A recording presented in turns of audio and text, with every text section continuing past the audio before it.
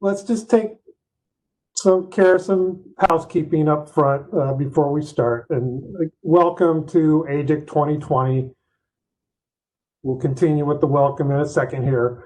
Just a friendly reminder to please mute your microphone, turn off your video, and set your view to hide non-video participants. That's available under the view menu at the top of your screen. That will enhance your experience today. Also, it's fun to open your chat window and see the dialogue going on between all the participants. I've got to remind myself to not pay attention to that while I'm speaking. So let's get started again. Welcome to AGIC 2020. Fortunately, this is a virtual event. As you can see in my first slide, I grabbed a picture from last year as memento of what we're all missing, and I truly miss not doing this in person and seeing you all and interacting with you all. But we've got a pandemic to deal with, and we're dealing with it, and so we are coming to you this year virtually. One, you know, I always hate to say silver linings to the pandemic, but one advantage, so to speak, of doing a virtual conference is we get many more participants. We have over 500 attendees registered as of this morning, and that's up from 321 last year. So that's a substantial increase in participation. So it does open the doors for more people to participate, and that's always a good thing. We also have 20 sponsors this year, so we'd like to thank all of our sponsors for pitching in and continuing to support us through a virtual event. It really helps out, and we really appreciate it. So I'm going to run through some highlights and challenges that we've experienced this year in AGIC and Arizona as a whole. Fortunately, we were able to hold our AGIC leadership retreat in February before the pandemic got to the point where it is today. This was our second year that we've done this, and we're proposing to do this every year. It's a very good thing. We get a lot out of it. I think everybody in AGIC gets a lot out of it. And the way we run this is we have a professional facilitator lead the retreat, which is always wonderful. Thanks to ADOT for providing their services. So prior to the workshop, we send out a survey to all the council members and AGIC leadership. And by AGIC leadership, that includes all the chairs and co-chairs of the committees and work groups. So we sent out a survey asking them what 4 goals should we focus on and discuss at these annual retreats. And then we get together at the retreat, and really one of the main goals of the retreat is to get to know each other more. Typically, a lot of the council members see each other once a quarter at the meeting, so that's one of the purposes of these retreats, is just to get to know each other a little more and then spend some time together, and that's always a good thing. So once the 4 goals, and you can see the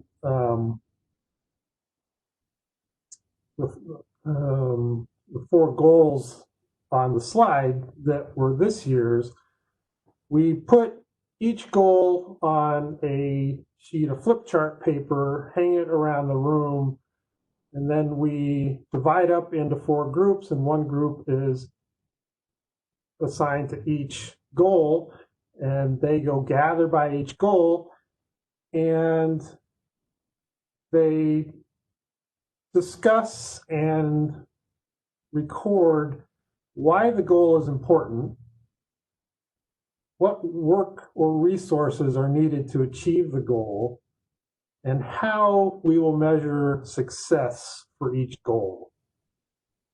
And then after that exercise, each subgroup presents their findings for their goal, and then the full group then votes on the goal using the classic, you get so many stickers allotted to you, and you go around and put your stickers on the goal that you want to vote for. And that gives you the flexibility to use all your stickers for one goal or divide them up in between multiple goals. And it's a really great example of collaboration at the AGIC level. And that's why I have this little collaboration graphic there at the bottom of this slide. After the retreat is done, the facilitator puts together a report and then reports on the voting for each goal. And then we pick the top 2 goals as a focus area for both the council and the committees and work groups to take into account as they're moving forward throughout the year, doing all the good work that they do. This year's the top 2 goals were AZ Geo and professional development. You've seen AZ Geo before, you're hearing lots about AZ Geo, and there's a lot of reasons for that that I'll cover some of in a little bit.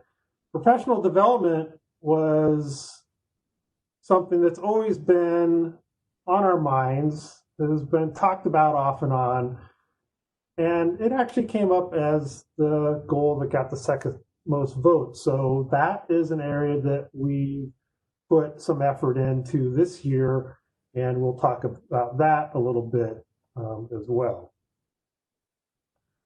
Obviously, we've been faced with a big challenge this year with the pandemic. I think it's one of the biggest challenges we've faced for a lot of us. Fortunately, we've found ways to successfully continue to collaborate and interact with each other via technology. The other thing that's come out of this is GIS has played a huge role in the pandemic in terms of gathering data, presenting data, helping guide decision-making. It's been a really interesting experience to see how people especially have taken GIS and applied it to helping out in this pandemic. Through this, from what I've seen at least, GIS and IT as well has gained a lot of notoriety all over the place, helping out with this pandemic. So the other thing I'll mention is we're seeing an explosion of dashboards out there about the pandemic.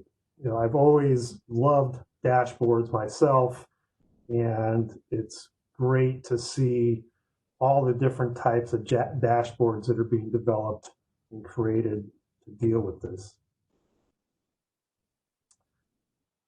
So the AGIC ecosystem, it endures throughout these days with dealing with the pandemic. It truly is becoming the hub of statewide GIS activity in Arizona. We do a lot of data sharing amongst all of us throughout the state and beyond. We do a lot of collaboration and meetings through the committees and work groups and the council. We're developing some good guidelines from very respected experience throughout the state that people have. And then really, information exchange is one of the foundations of AGIC. It was one of the reasons it was created, one of the reasons that it keeps chugging away. And this symposium is one of the best examples of seeing that information exchange in action.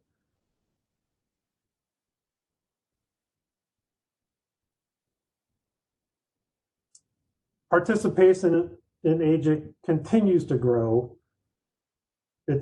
When I look at this org chart, I am always amazed at how large it has grown from years past.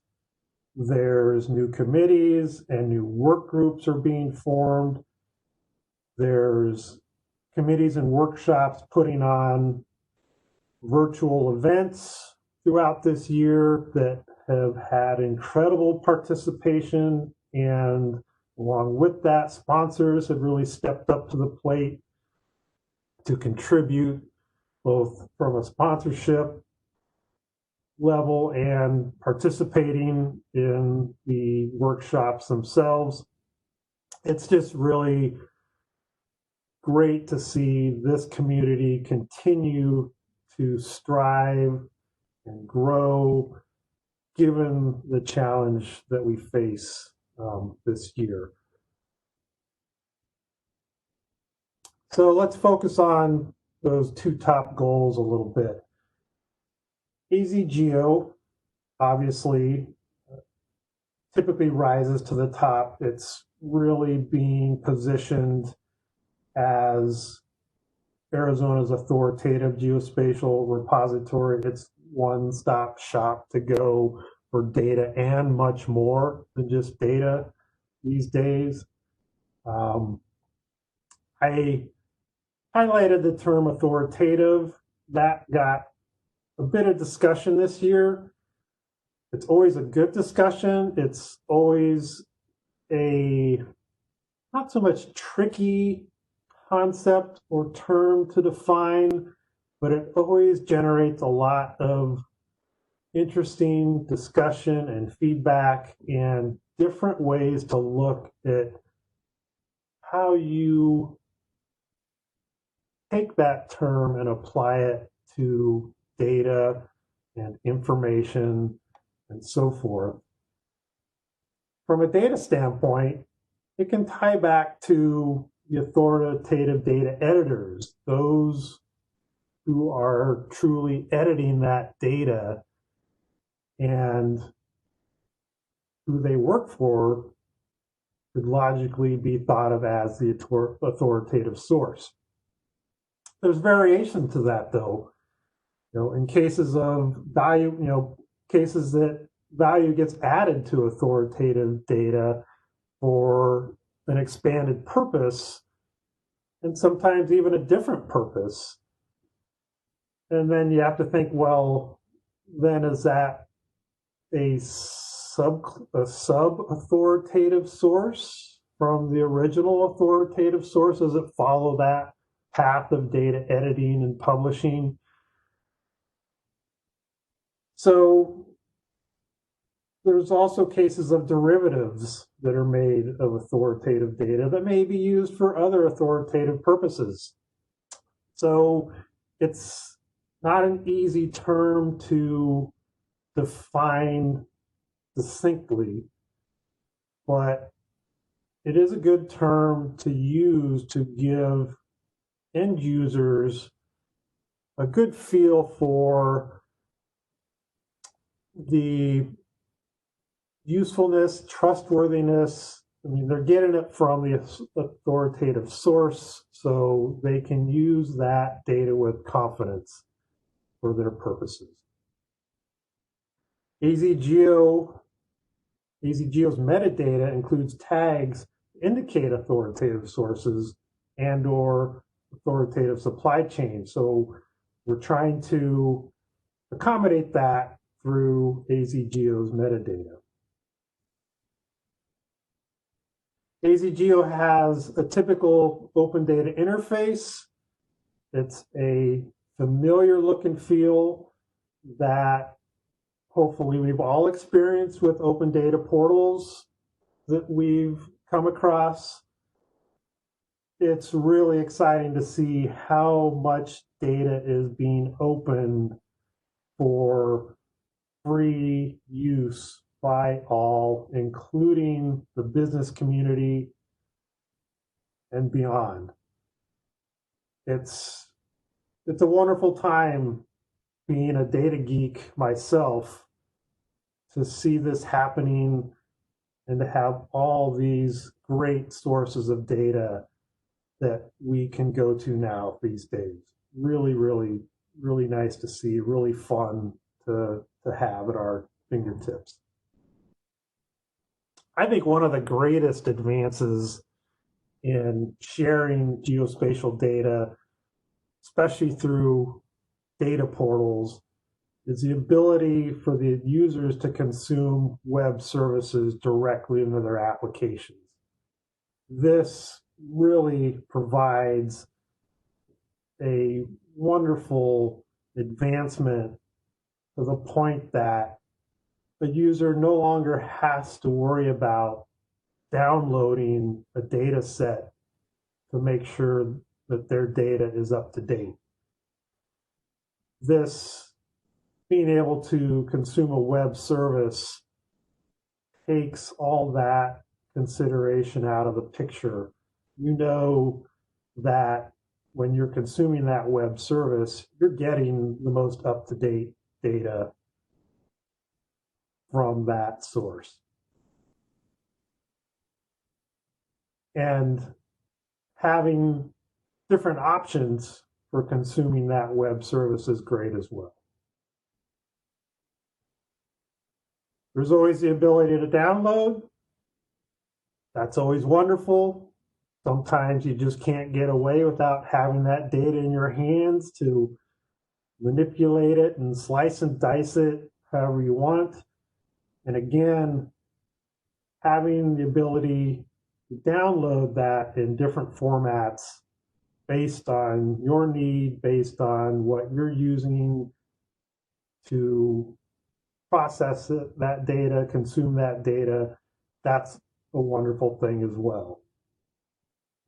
Another bonus that we're seeing in many open data portals is the ability to clip and ship data. So especially if you're talking with data sets that cover the whole state, the whole nation, the whole world, the ability to define your area of interest and just get that piece of data is a wonderful technological ability for this type of data consumption. As always, we've got metadata, everybody's favorite, but as you've heard me talk about many times, it's extremely important. AZGeo's metadata is FGDC compliant. We focused on what is most important for data users to know about the data. We didn't want to overwhelm people with a ton of metadata.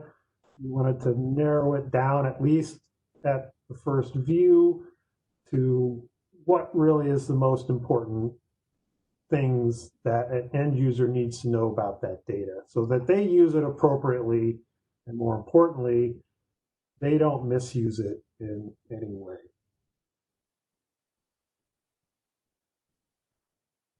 The other great thing about AZGeo is it hosts applications.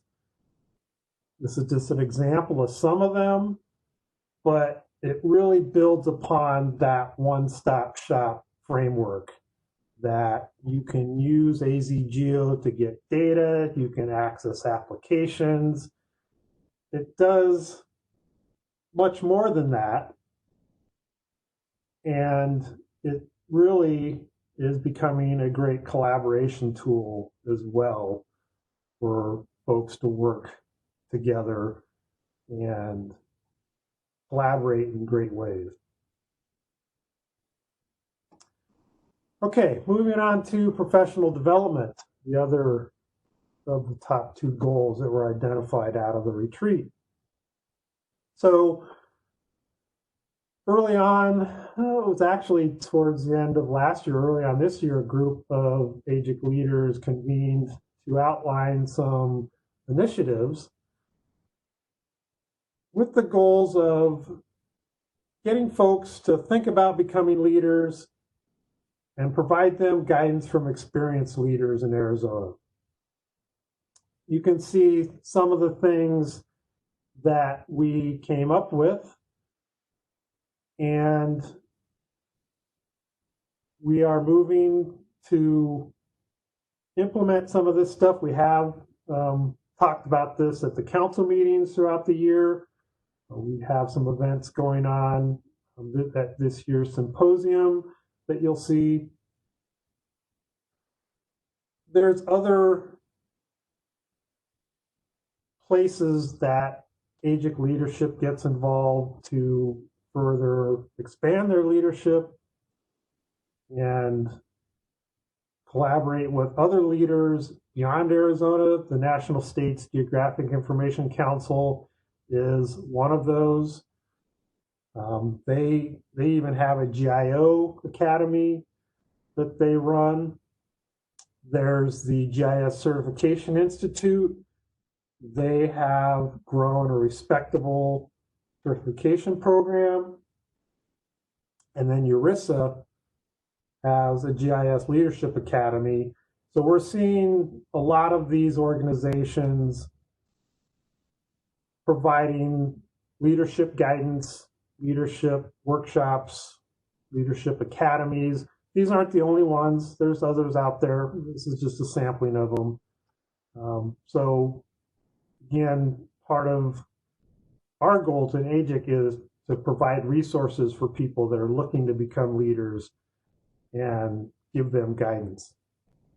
We've also done a series of podcasts through the University of Arizona, Go Wildcats.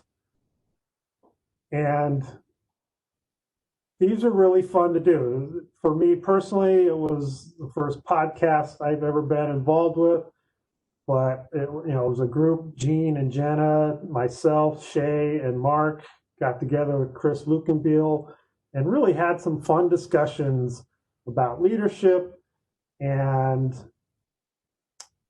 another focused on college students and what they should expect entering the GIS profession, with the intent of giving them guidance for getting involved in their community, hopefully thinking about becoming leaders themselves someday, because those of us that have been around for many years, we won't be here forever, unfortunately. So we're always looking for people to come up and fill our roles as we move on. There's several AGIC leaders in Arizona that have been recognized beyond Arizona for their work. Gene Trovia is obviously one of them. He's been a past board member and past president of NISGIC. He also received their Lifetime Achievement Award. He's also been a past member of the National Geospatial Advisory Committee. Huge accomplishments for Gene. For all of us that know him, he's been a mentor for many of us. He has set an example of leadership beyond Arizona and has really gotten Arizona noticed and involved in national efforts. Jenna Levier, our loved AGIC mascot, she's been a NISGIC board member for a couple years now, and she was just elected to the president-elect position for NISGIC.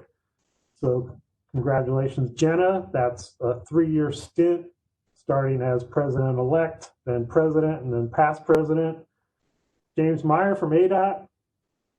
He's been a co-chair of the NISGIC Address and Transportation Committee for a couple of years now, been very involved with that committee and with NISGIC overall in all things transportation. There's probably others that I'm failing to mention here, but this is just an example of how Arizona's leaders go beyond the boundaries of Arizona, get involved at national level efforts, And that's something for everyone to aspire to and is definitely possible for anybody. I'd like to thank our sponsors for this year's symposium. They've really stepped up to the plate, being a virtual offering this year. That's been wonderful. Thank you. Please take time to visit them in the breakout sessions during the breaks. You'll see that on the agenda. Very easy to join.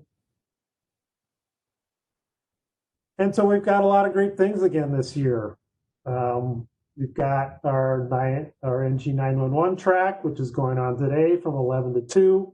We have a new professional development track that I mentioned. That's going to be tomorrow from 11 to 4. There's a lot of great people that are going to be presenting at that one. So I encourage all of you that are interested in leadership to take that in.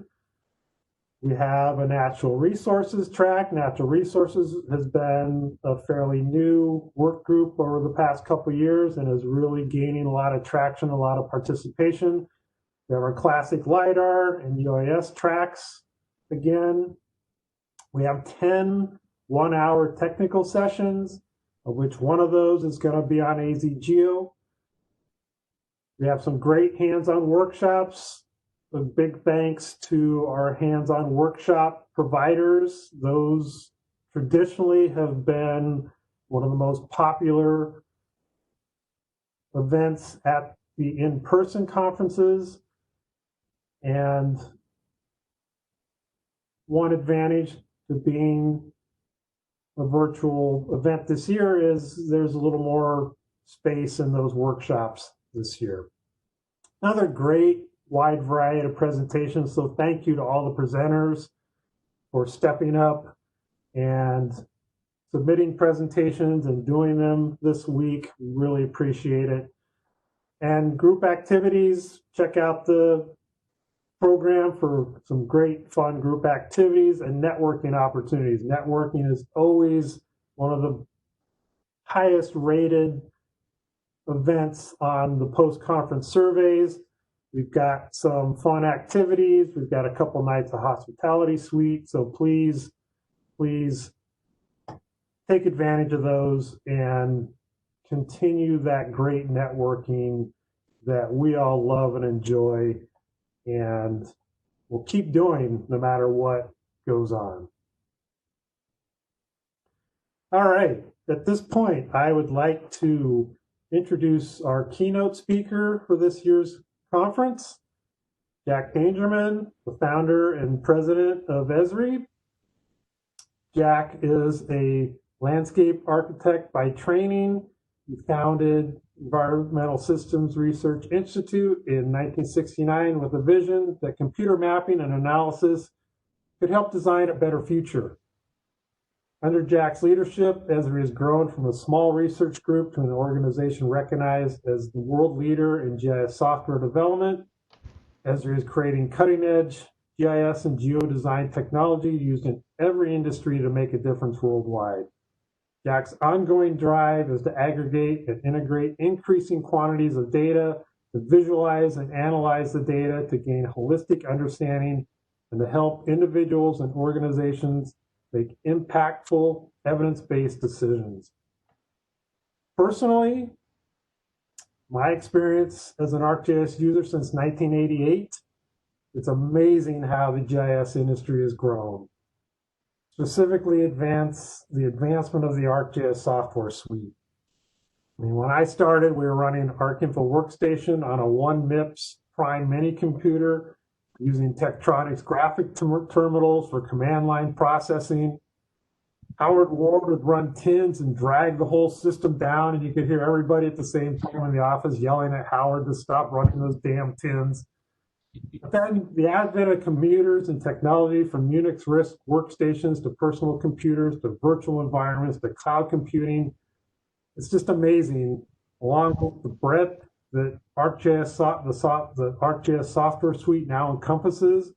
It touches almost everything today. It's just amazing. So it's been a wonderful experience that us older folks have had, and a very exciting future for our profession for everybody. So with that, I'd like to welcome Jack Dangermond. Steve, thank you very much. It's a great pleasure for me to address this group. It's a special group, and I appreciate especially that you went before me with all of that great information about the new portal. It's thrilling and interesting. I'll talk about it in a few minutes. So first, I'd like to simply say you're a very special group. It's one of my favorite states, first off, and what a rich community. You know, Gene Trovia was also a landscape architect first. I just have to remind you that, and we're old friends. Look, you are a special group of people. You are GIS professionals of every kind and type. You come from public and private sector, utilities, small local governments, large state agencies. And this, again, like I said, Steve, you coming before me is really thrilling because it shows and gives the evidence that through your award-winning portal, which, by the way, is fantastic. I spent some time on it this weekend, is collaborating and coordinating GIS across the state. Your work is not simply technical. It's impacting virtually every issue in the state of Arizona, from economic development to natural disasters, fire, energy, all sorts of things.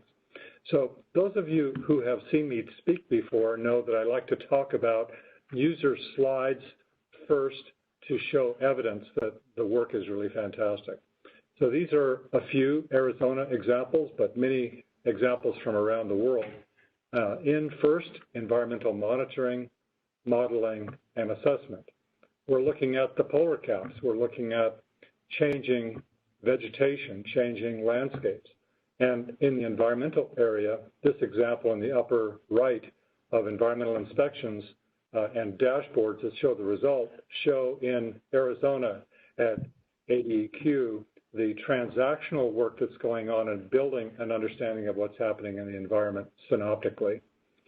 The work in natural resources is likewise impressive, looking at renewable energy, agricultural production, forest management, even mining and prospecting.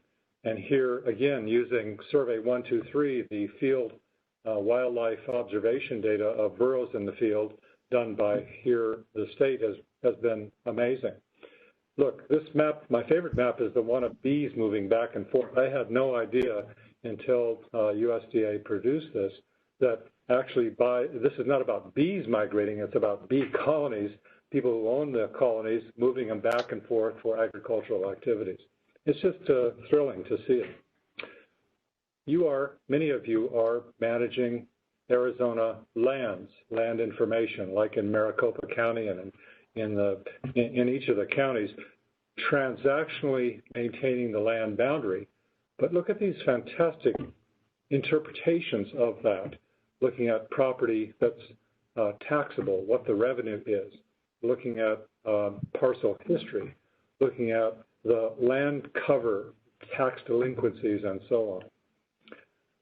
In the field of urban planning and urban design, in the big cities like Tucson and Phoenix, but also in the small cities across the state, people are looking at creating the future, doing transactions to visualize and understand what's possible, and then manage that system of record. In transportation, these examples show not only analytics of transportation, but also real-time operations. I'm especially fond here of the highway operations map in Maryland, which I was just talking to the secretary last Friday. He actually observes this map in real time. It's in his office running. And when he's in the office, he can see exactly the issues that are occurring. And this is available on his iPhone. So real-time dashboards, as we'll see talked about throughout this morning, are becoming pervasive. They're helping us understand everything. At the detailed engineering and public works areas, these examples show everything from doing blight surveys to doing road inspections to, in this case, looking at building and engineering inspections there in the state. And look at the map on the bottom right, the green one.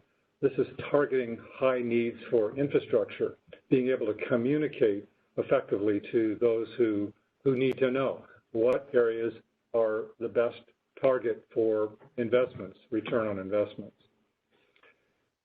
In the field of water and wastewater, GIS is pervasive, actually, in the sort of pipe stuff. It's also pervasive in the water stuff. Organizations like Arizona Water and USGS and others are managing not only the big water picture, but also when it gets in the pipes, looking at what's flowing. Now, this advent of new AR, so I can see underground, is helping utilities get a better handle of what's going on. And again, we see this repeat, priority investment needs, the one in the lower center, showing where we should put our money into the future based on needs. In the utilities and telecommunications area, GIS is prolific, not only managing systems of record, but also, as these show, not only for distribution and transmission, but also design, something that Gene and I are very fond of, geodesign, designing the fabric of geography for the future, and integrating it into planning, for example, Wi-Fi planning here in Chicago, or expansion planning in the maps and in the facilities. Our cities, I would assert, are safer. And here again, Arizona, building on what Steve said, leads the way. In this Arizona Department of Emergency and Military Affairs, they have a common operating picture that shows real-time what's happening everywhere. And people have copied this in other states, I can guarantee it. So in this space, it ranges from fire management to next generation 911. The good work of Geocom and Rapid SOS is opening up the whole 911 world to mapping. And again, Arizona led the way. I remember Gene called my attention to this a few years ago. Jack, you should really pay attention to this because it's going to be big, next gen 911. And in event management and into observing incidents in real time and looking at social conflicts. This is essential work for most policing and law enforcement organizations. Your work in disaster preparation and response has been amazing. I'm talking here generically around the world.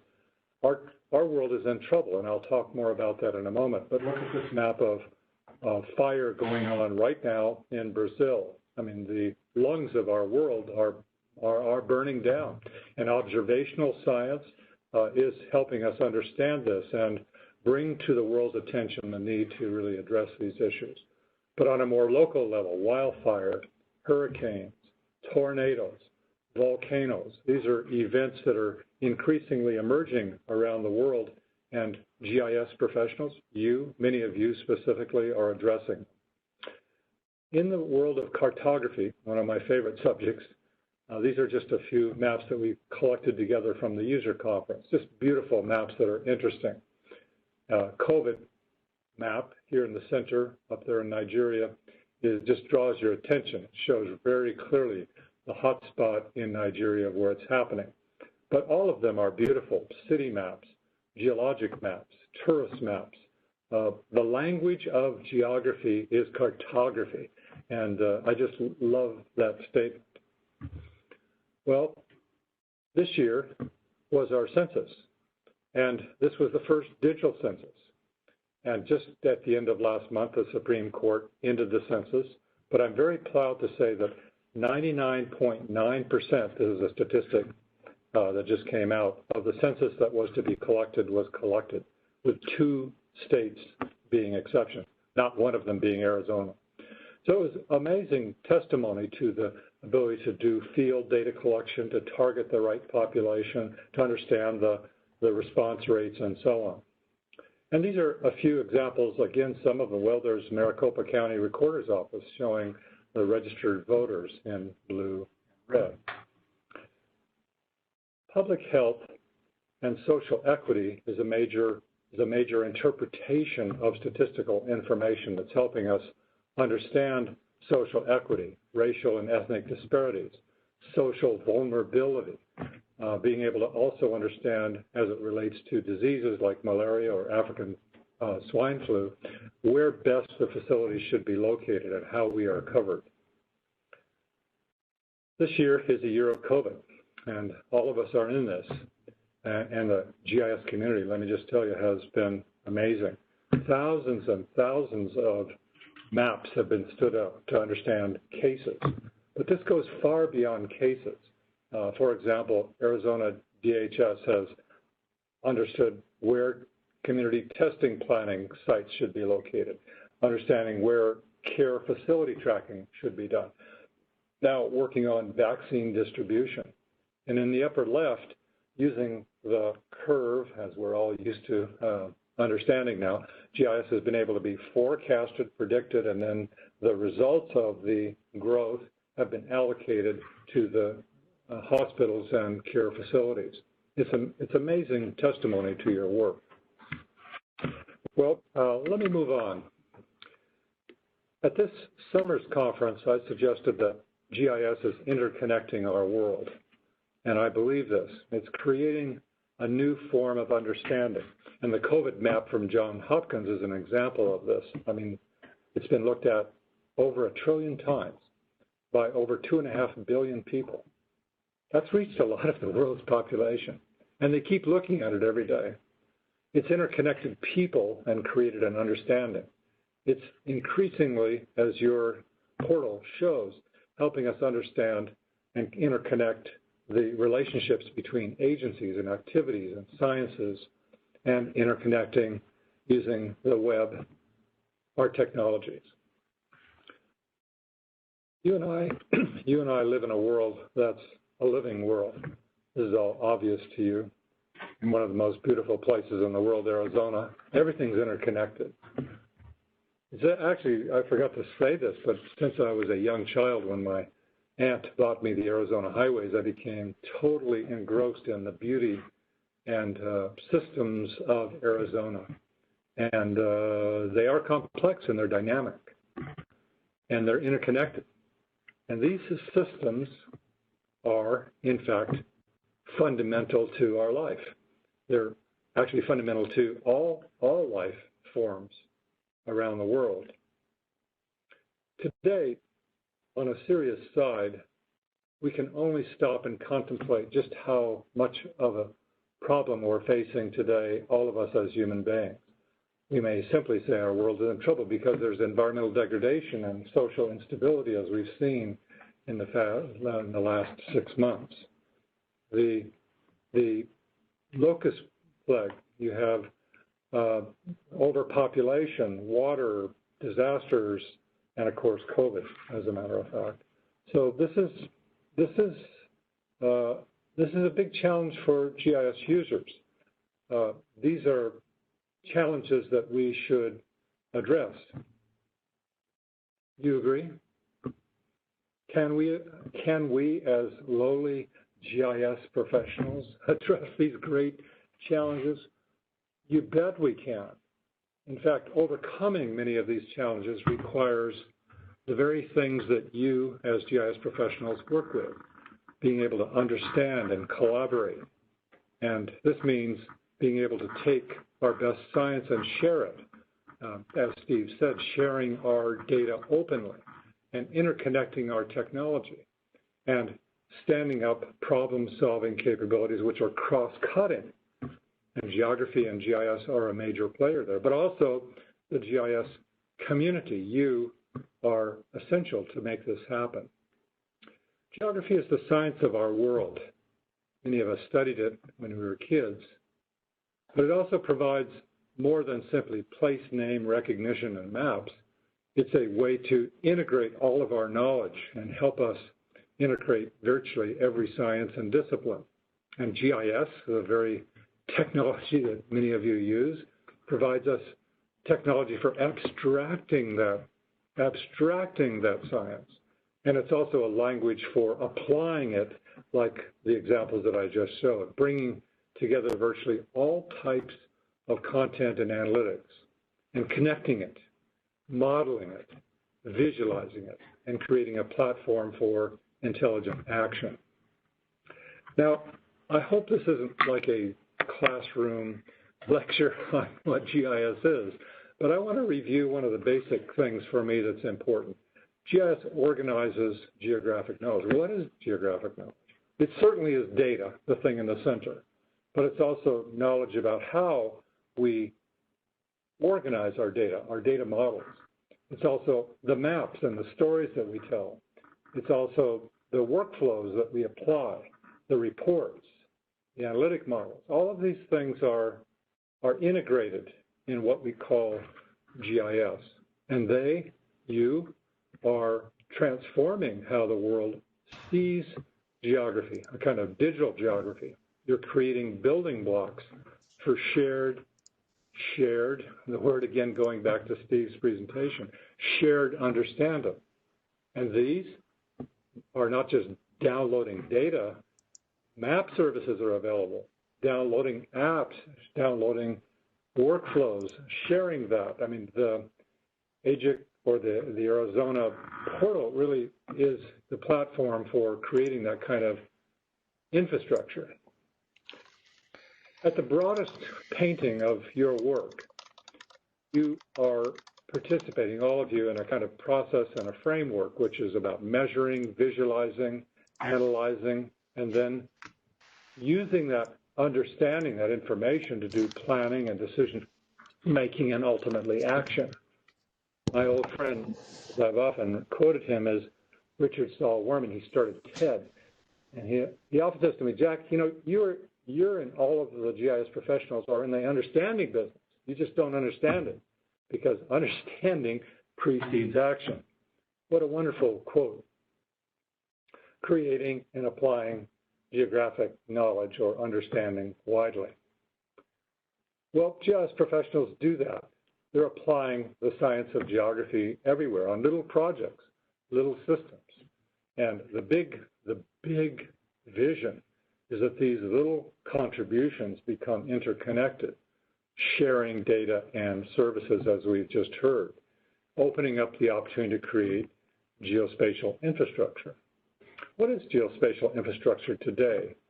It is distributed, interconnected data and services. We might say GIS at scale. It's a services architecture with portals like the one we just heard about that interconnect and provide metadata for discovery and ultimately application. This is the great hope, and we've played with this idea for 25, 30 years actually, but now it's becoming reality with real technology. The infrastructure is starting to come into organizations, and it's leveraging and integrating many things: cloud, open data access, advanced analytics, apps that run across the web, real-time tracking, smart mapping, geo AI on the frontiers. And people with GIS professional experience are weaving these things together inside of their own organizations and interconnecting organizations. At the technical front, we've learned how to be able to interconnect all formats of data. Tabular data, of course, that's old, but unstructured data, LiDAR data, massive point clouds, terrain data, real-time data, multidimensional data, imagery data, of course, BIM data, and weave it together from distributed sources, abstracting it into map services, web maps, layers, and 3D scenes. And then search something like the Arizona portal and discover these amazing pieces of work. Now, geospatial infrastructure is emerging very rapidly. I mean, I have a privilege to sort of watch it with the different user communities around the world, and the different departments or the different agencies are starting to interconnect their work, whether it's FEMA and Census or FEMA and the Emergency Management Organization or utilities and the state. These are amazing standalone services that are beginning to become woven together with shared services. And that's helping see things and address things in whole new ways. Organizations are increasingly collaborating. I'll give a couple of examples. The Pacific Gas and Electric, the large utility that we have out here in the West, perhaps some of you have heard about it, going bankrupt actually because of the fires, have opened up their services, just like many of you have in the state, and they're sharing it with the state And the state, in turn, is sharing fire information with PG&E. And they're starting to collaborate in whole new ways about outage and response. The Census and many states and local governments began to use web services to share. And some agencies, like up in Canada, the York region, have just opened up all data, and they have really started working on common shared services. Well, on the frontier of GIS, spatial modeling keeps getting us all excited. 3D, 4D, multi-dimension data, like the atmospheric data that's shown there on the left coming in from satellites.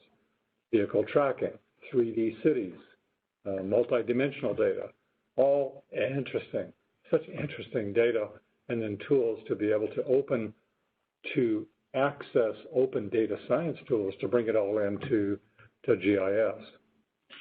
Apps are just revolutionizing everything.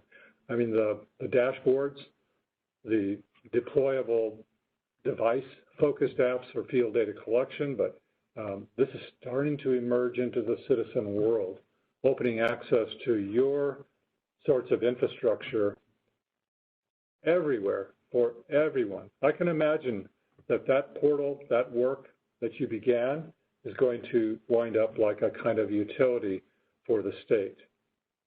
And maps and dashboards will become pervasive. As I mentioned, the coronavirus dashboard of Johns Hopkins, still is looked at billions of times a day. And that's just one. And all of the thousands of dashboards and hubs that have been set up around just Corona itself are letting citizens get connected.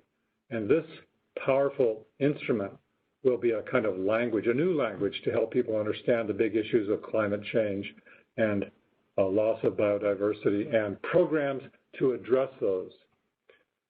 These capabilities are becoming embedded into other systems, things like Microsoft's Power BI and Autodesk's engineering tools and SAP's ERP and Adobe's graphic. So this infrastructure is being able to be directly accessed by these other amazing IT leader technologies.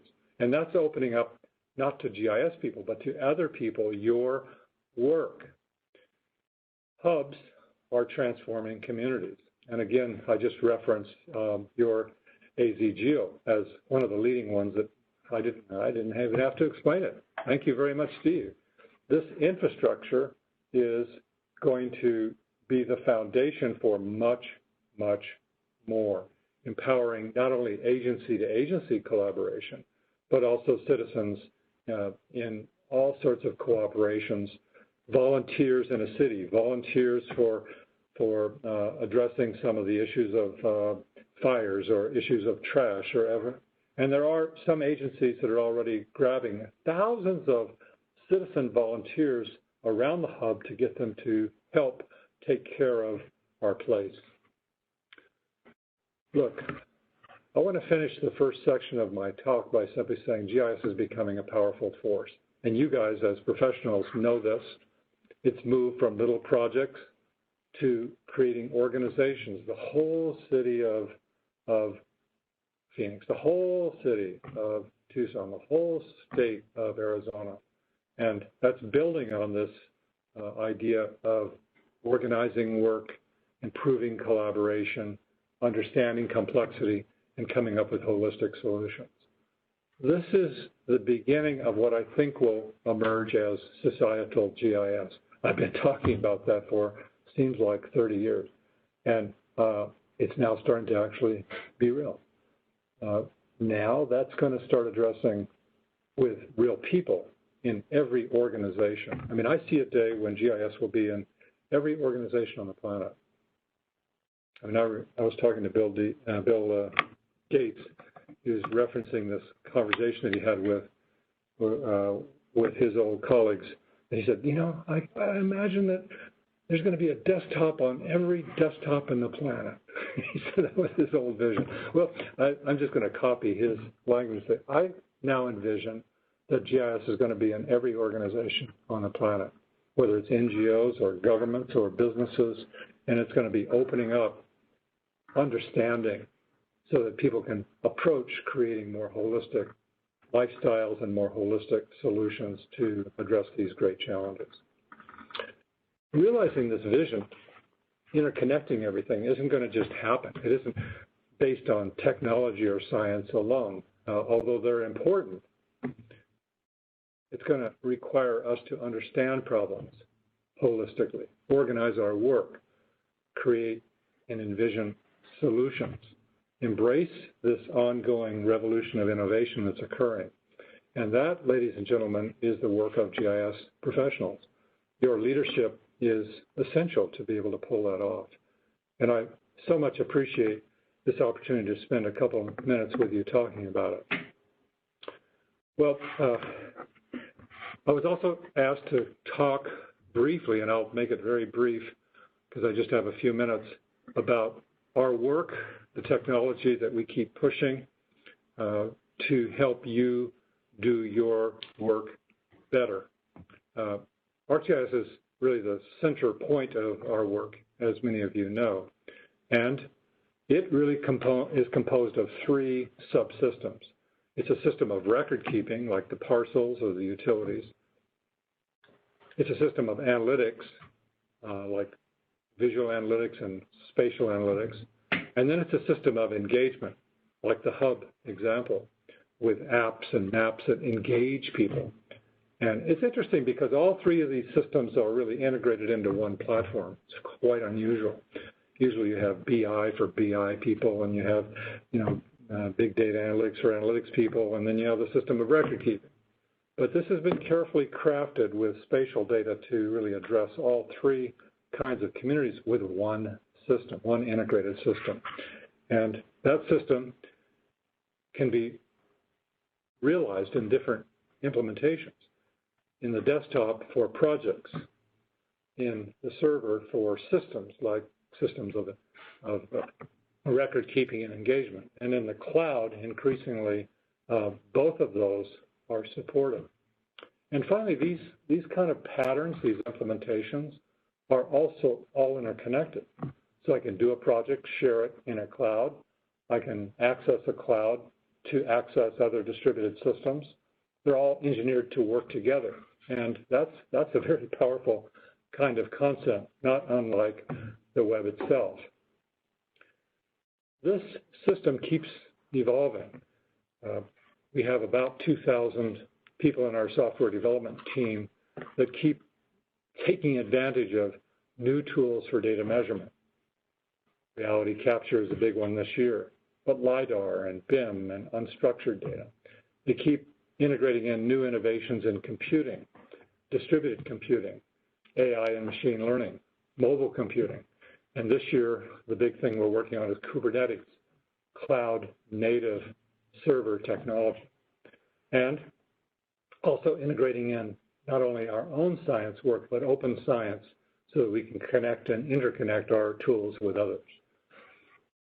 The big thing I'd like you to remember of this discussion is that we are taking our server technology, all of it, and making it cloud native. And that's a big challenge for us. It means moving it into a new operating system, the cloud operating system. And this will support things like microservices. It's like taking ArcGIS Enterprise and dividing it into little services so that we can deploy the little services on different computers in the cloud. So it can be almost infinitely scalable. This has been underway for a few years, and we'll be releasing it in Q1 next year. But for all of you, you should really just realize that this is going to be a massive step in being able to move into, enabling you to move into this geospatial infrastructure vision, connecting everybody in the state. There's lots of other things we're working on, and I'll just touch on a few of them. You can find your favorite or most important thing: field operations, imagery, mapping, analytics, data modeling, and so on. ArcGIS includes many ready-to-use content services, base maps, and imagery. And here we're expanding every day. We have about 60 people internally which take the best available data that's been open sourced and reference it and integrate it into something we call the Living Atlas. Thousands of layers for the United States that are available, and hundreds of layers for the entire globe for doing research and work. And these are available to you freely as services and in some cases downloads. Smart mapping, being able to dynamically do data-driven cartography. Some interesting new advances here with a new map viewer and tools for dot density and dynamic clustering and others. In the traditional cartography, also we're adding new capabilities, map graphics, being able to do chart symbols, being able to support direct illustrator support, being able to do bivariate mapping better. And also for those of you interested in map and chart automation, lots of work going on there. Story maps have been one of the most successful things we've ever done. Maybe dashboards are second cousin, or I don't know, both of those are really amazing. But millions of these are looked at every day. Thousands of them are new story maps are authored, and the whole new storyteller role has allowed us to move story map telling across the organization without being a GIS professional. We'll do more of that next year. I mentioned dashboards because they are so very popular. There's just hundreds of thousands of them now that have transformed the ability to have real-time visual views on everything that's going on inside of organization. Here you can glance at some of the improvements that we've been making. It's really real-time situation awareness by anywhere on any device, anytime, that old cliche of magic. Location analytics, it's a sort of a category referring to Arcgis Insights, is a very friendly tool for interactive doing spatial analysis and visual analysis. And here you can see on the right some new enhancements that we've made to it. This is similar to the sort of Tableau, drag and drop, intuitive, interactive display, but it's dealing with spatial first right in the center and can access and integrate much of your GIS information. Spatial analysis of the more serious type, right? That's probably wrong to say because visual analysis is also serious. But spatial analysis and data science has also been moving right along aggressively with new tools. There are over 2,000 spatial analysis tools, and this year we've added 200 new ones. The ones on the far left are to integrate COVID modeling, actually any type of modeling, into the desktop so we can effectively model out what's happening based on cases and statistics. We've also integrated in voxels and being able to do better image classification. We have a whole new suitability modeling tool that I hope some of you are already working with. New tools for machine learning and AI, and then big data analytics, connecting to some of the big data reservoirs for query and analytics. And then finally, modeling and scripting. Here we put in Jupyter notebooks right across the entire platform, into Pro, into Enterprise, and into now Online. So we can create Jupyter notebooks and share them in things like the portal. So common workflows, common automation tools. This is exciting, and there are literally hundreds of these that are of the Python nature that can be shared and used effectively. Python notebooks are actually the mechanism that backbones our connection between ArcGIS and the old open source and open science ecosystem with tools like TensorFlow or Keras or other tools that are evolving separately, but I can build a notebook to access and leverage their algorithms. Inside of ArcGIS itself, especially in Pro, there are machine learning tools that people are applying, especially to imagery data, to be able to do analytics, feature extraction, time series forecasting, and so on. Imagery and remote sensing, pioneered actually, again, in Arizona many years ago, is now a fundamental part of the ArcGIS platform. It's 4 different components. First, image management, being able to manage very, very large collections of data and dynamically serve it. Second, map and data production is especially interesting to the cartographic production community. And then analytics, and then visualization and exploration of imagery information. Lots of new tools there. What's coming next, early next year, is the ability to take your imagery and host it in the cloud and be able to do largely what the image server does today dynamically in various ways. Part of this has been drone mapping, part of imagery work, and we have had something called Drone to Map for many years that's very responsive on a desktop. I can fly my drone, and it'll process dynamically, do multispectral analysis, create my DEMs, and so on. Late last year, we acquired a company that had a product called SiteScan, and this has required some engineering, but now I can actually take my drone information, put it in the cloud, and do processing interconnected with Arcgis Online, create point clouds and the like. In 3D, GIS has been advancing both in visualization and also data management, whether it's global visualization or just 3D visualization and smart mapping in a city. This starts with a strong 3D information model, and here we pioneered both 3D mesh models at scale, but also this year we introduced a new capability dealing with voxels. And then on the advanced side, visualization like game engines.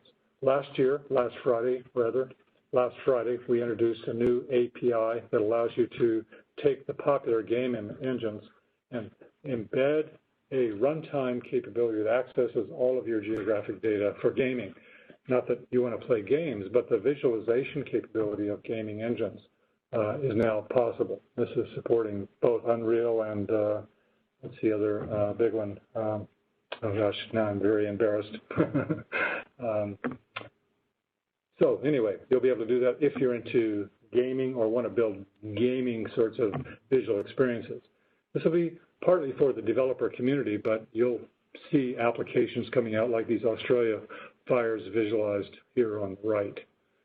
3D analytics is also a very important part of our platform. And here, many new tools. Right in the center, I want to call your attention to voxels. This is like a fishbowl. I can actually interpolate in 3D and visualize in 3D, cut slices through this.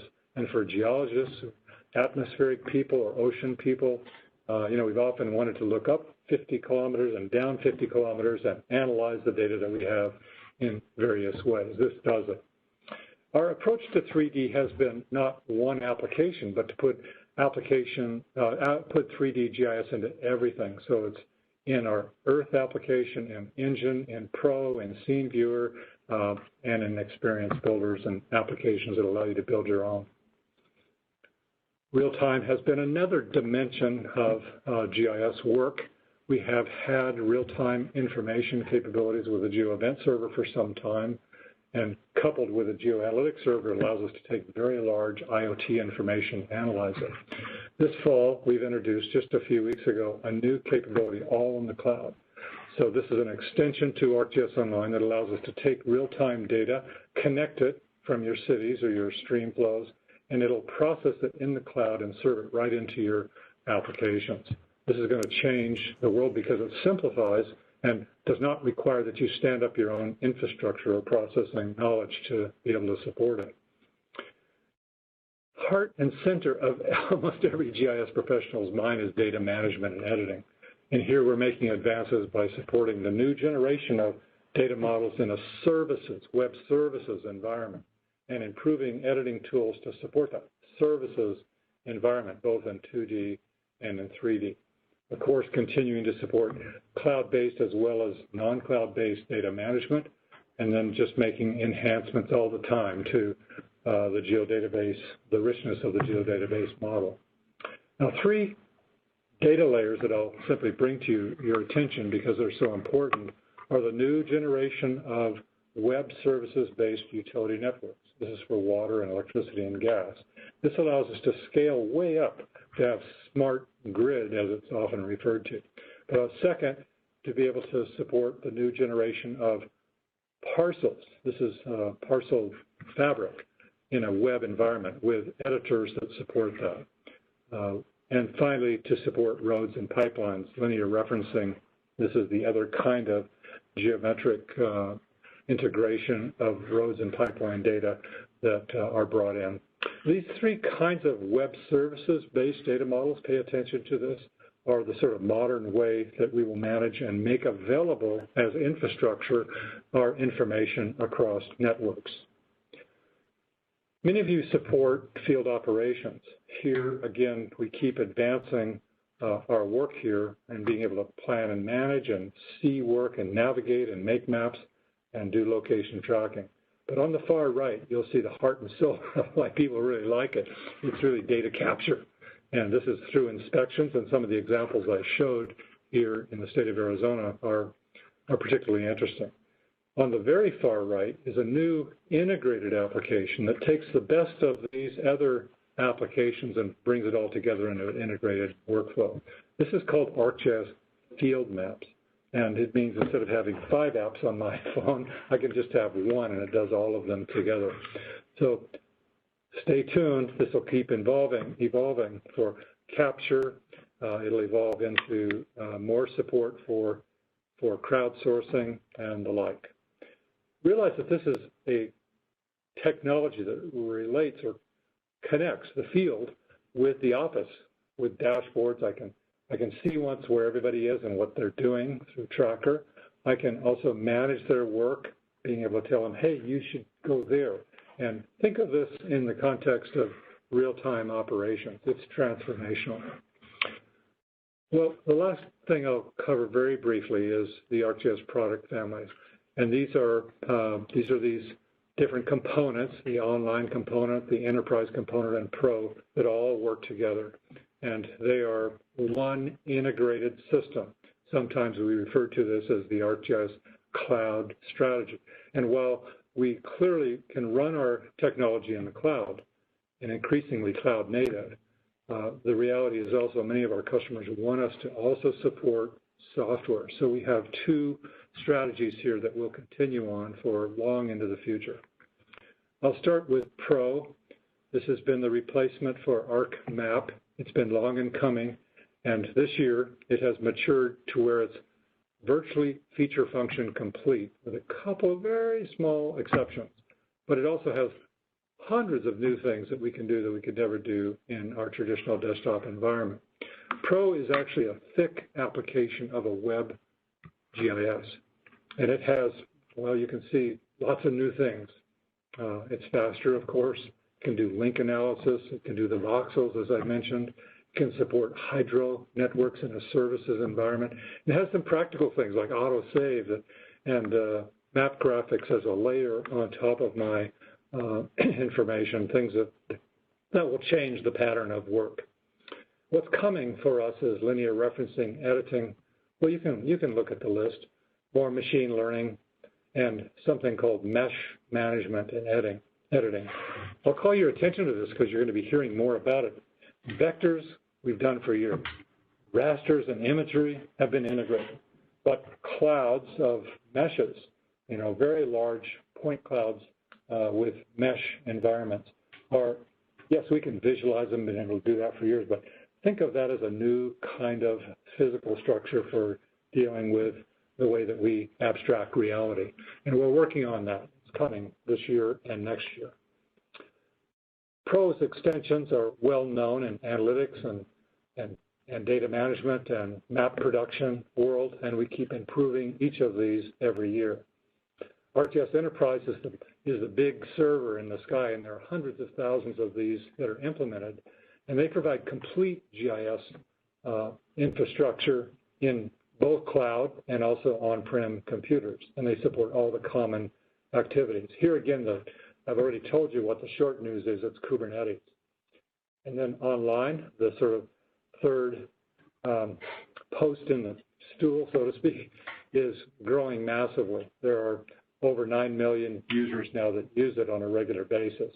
Here, the big thing we're working on is hosted imagery, so you'll be able to extend your environment to support hosted imagery inside of Arcgis Online and other things. For many of you, just having the new map viewer has been exciting. And that doesn't completely obsolete the old, it just gives you new options to be able to do your map viewing. Arcgis solutions run on top of the desktop and the enterprise server and in online. These are free. They're largely open sourced. You can go and find hundreds of different solutions and use them in local government or in emergency management or in utilities. They're basically our templates to be able to implement best practices for doing your GIS. Many users like to build their own apps, and the web app builder has resulted in over 1 million apps in the last couple of years. We replaced that with a new, we didn't replace it, we simply said there's a new way to do web app construction. It's called the Experience Builder. It's richer and features lots of new 2D and 3D operations. Finally, the App Studio is for devices. It's actually app development for running on your native iOS or Android environments. And here, we've just changed this year the licensing agreement and made it available openly for all of our users to build custom of their own choosing in their own environment. Developers are a small set of have traditionally been a small sub-community of our overall community, but they're growing rapidly as well. There are 5 things that we do for developers.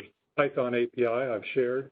The Pro SDK is how to extend Pro. The runtime SDKs are things I just mentioned. And then there's the 2 that are for web development, JavaScript API.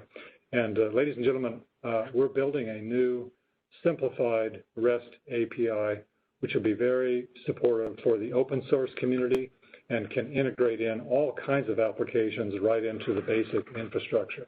You'll be hearing more about this in the next few months.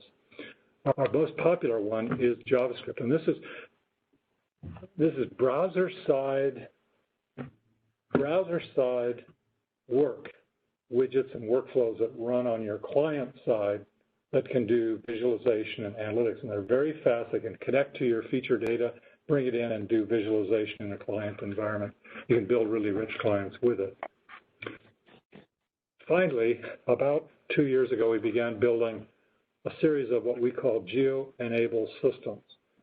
So Arcgis is our main platform, and you guys build it and customize it and integrate it in various ways.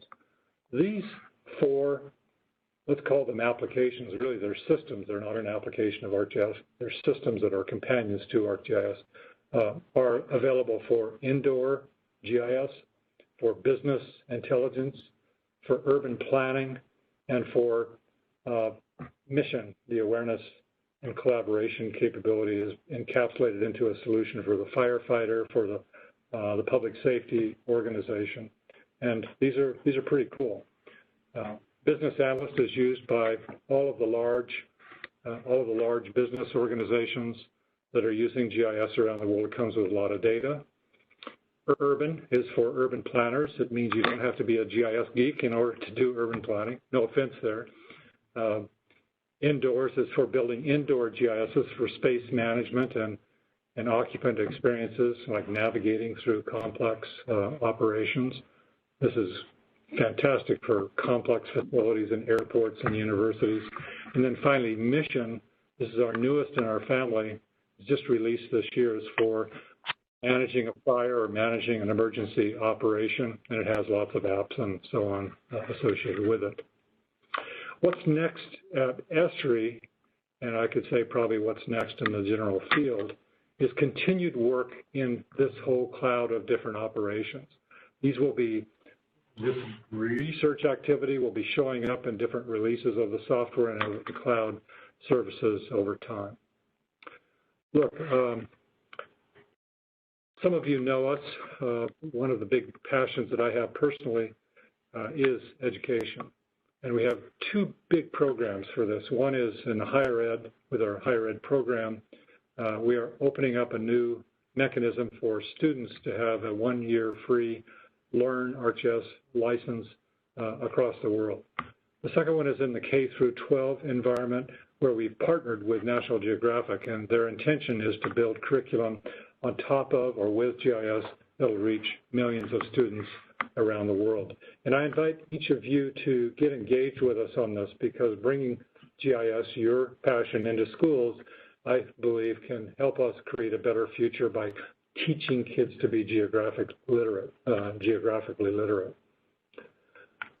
Well, I know it's time for some questions, but let me close by saying a few important things.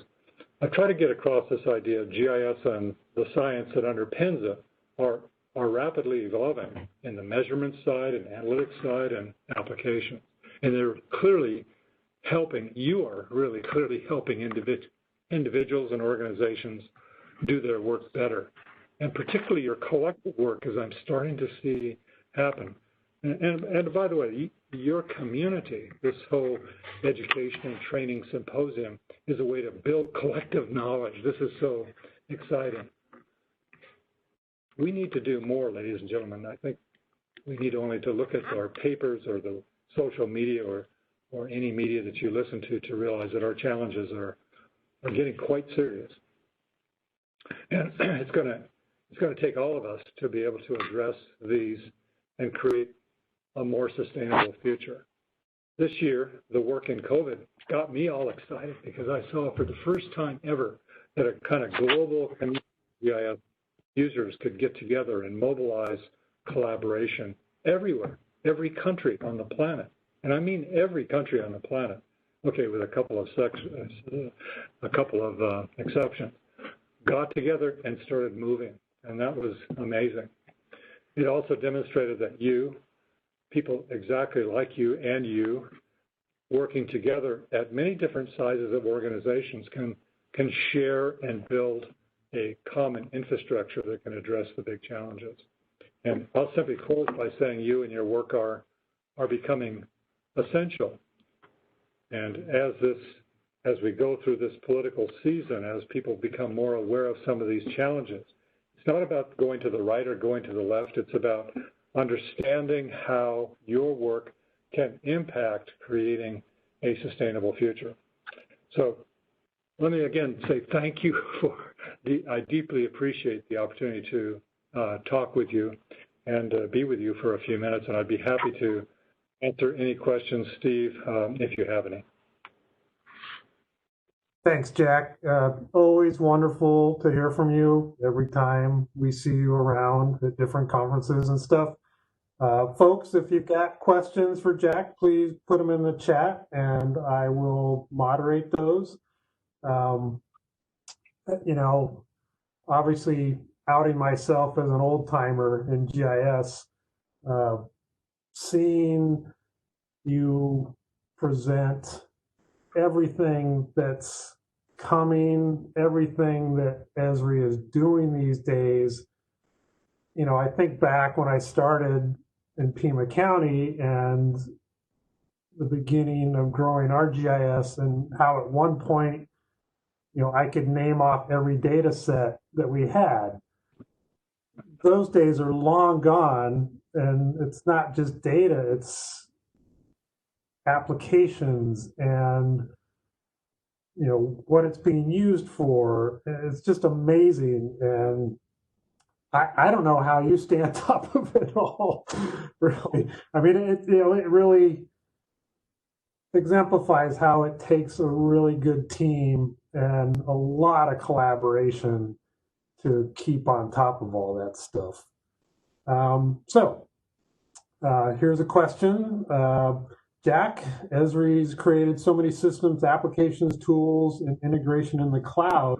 What is one of your personal favorites? There's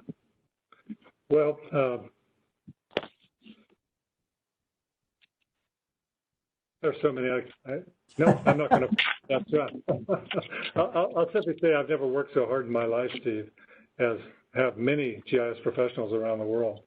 And starting in March, we were 7 by 24 for months, and watching the sort of discovery of this new form of geography. I mean, people have been doing epidemic mapping and so on for a long time, all the way back to snow, but watching them evolve it, and it continues to evolve. I mean, the city of New York implemented a finder around their zones so that people can type in their address and find out, whether they have to stay indoors or not. These little innovations by the users, they just excite me because I know that they save lives. In the natural world, biodiversity work that's being done by NatureServe and by the Nature Conservancy and by Yale on the Half-Earth Project. These are ones that I'm passionate about, and I really need to push hard to get done. I mean, there are these sort of greenwashing approaches of plant a trillion trees, but then there's substantive people doing real work, trying to either preserve biodiverse areas or, restore landscapes that have been destroyed by fires or whatever. And I don't know, you just touched this. I can go on and on, Steve. I better not, because I love education. Vicki Phillips has re-inspired me to get moving in with kids. The Roosevelt High School work that some of you have seen is inspiring to me. I see these kids who we've worked with in that school, same school for year after year. All of them got into college.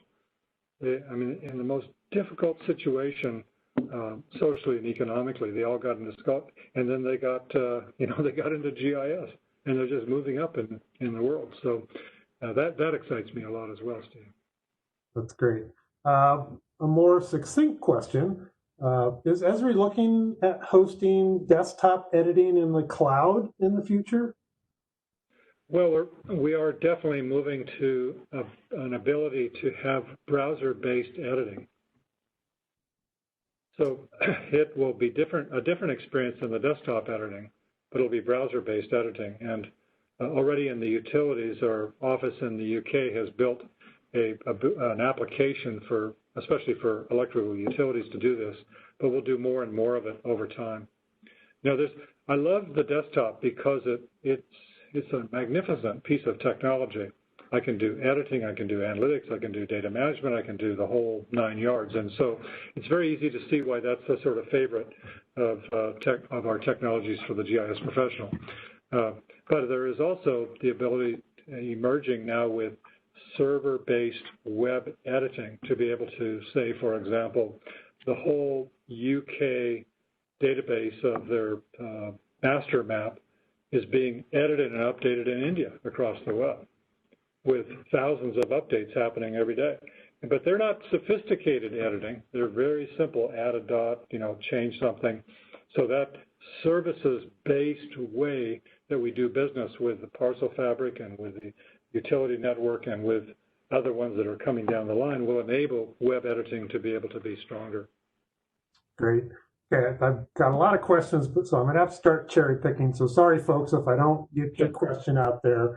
But one is, do you have any suggestions for anyone interested in volunteering their GIS skills? Yeah. Well, the GIS Corps is one example, and they have done, we have both funded them and also support them being able to do response on various disasters. This has been quite extraordinary around the world, and they're now volunteering to help us on something called PAM, that's Protected Area Management in Africa. They are helping African reserves with technical assistance and training to stand up systems that are about wild area protection. But perhaps a less exotic one that's very practical is adopt a teacher. And this takes more than simply I join XYZ organization and do something. It's, finding a teacher in a K through 12 environment, understanding how kids learn, understanding what National Geographic and ourselves are putting together. Some of it is going to be brand new, but some of it already exists. Next year, particularly, I would encourage everybody to adopt schools.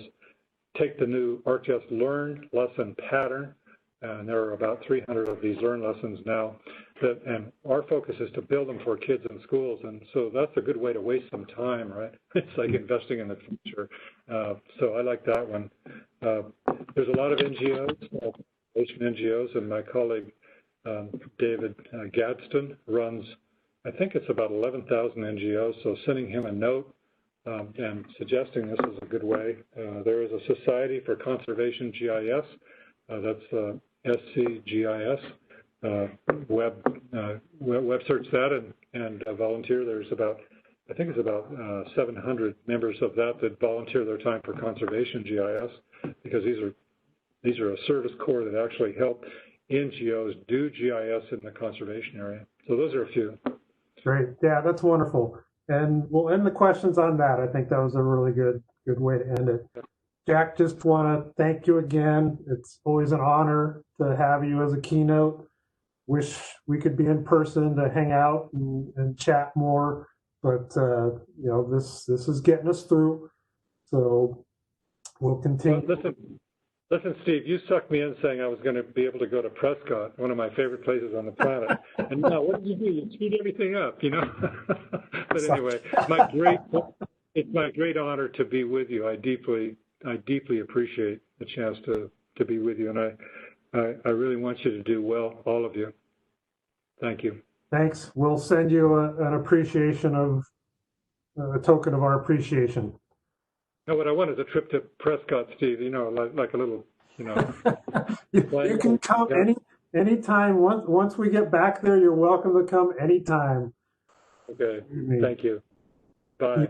Thank you. Take care.